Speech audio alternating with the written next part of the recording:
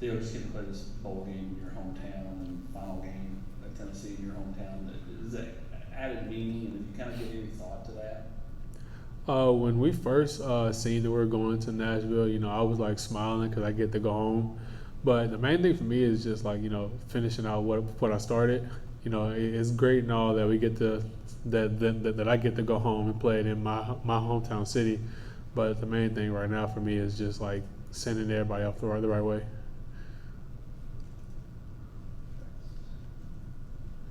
Brent? Theo, we know about your film study, so what do you see out of Purdue? Because I'm sure you broken down quite a bit already. What do you see out of that offense? They're going to pass the ball a lot, so it's going to be a lot of opportunities for the back end to make a lot of plays, and the quarterback, he doesn't like to run, so he's going to try and stand in the pocket, and push the ball downfield. So it's going to be a lot more opportunity this game. Adam? Anybody on the schedule or anybody that's played in the past remind you of this offense and just the volume of passing? The closest thing is probably Ole Miss. I mean, it's not going to be that up tempo offense like the real wide splits or anything like that. But that's the closest thing that to them that I can see. Anything else? Jimmy? Then Patrick after that. We heard that Devontae Payton said that he wished he could come back another year at Tennessee. Do you have any of those thoughts or feelings? Honestly, no. I love the guys. I love this university, but and I love what Coach Hype is doing here. But I think my time is up. I've been here long enough. It's time for me to step out the door. And give somebody else a torch. Patrick? Theo, just how many people you're going to have at the game, how many tickets you've been able to secure for family, friends, and all that? I think I'm going to need about 15, 16 tickets.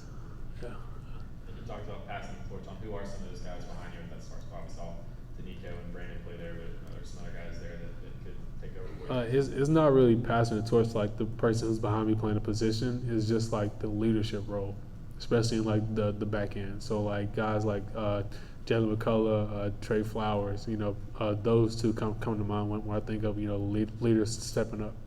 But with some of those guys that have played behind you, Yeah. you brought futures to them. Yeah. Definitely. Nico, we've seen him step in and make some plays. Brandon coming off, a big game that he had. So I feel good of what's coming next for that position. Harvick?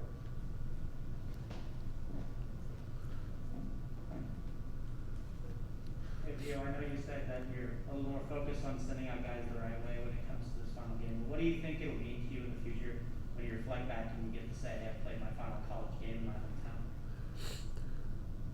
I mean, it's gonna mean a lot to me. I mean, knowing that I did everything that I can do all 5 years. Just finishing out my career where I started playing football at. I think looking back on it, it's gonna mean more to me than it is now. I mean, it means a lot to me now, but when I'm not playing, I can just sit down and think about it. It's gonna mean a lot more to me. Theo, a lot of reasons to believe that this program is going in the right direction. And the recruiting class that they're bringing in is very talented. Your thoughts on the recruiting class and their ability to continue Tennessee going in the right direction? From the guys that I've talked to, I mean, their head is on straight. D. Williams and Jordan. I've hosted them quite a few times. So just talking to them, their head on straight. They're ready to get in here and work. And continue to contribute in the back end. So I'm excited, very excited. Any more questions for Theo? All right, thanks everybody. That's it for today. Thanks, Theo.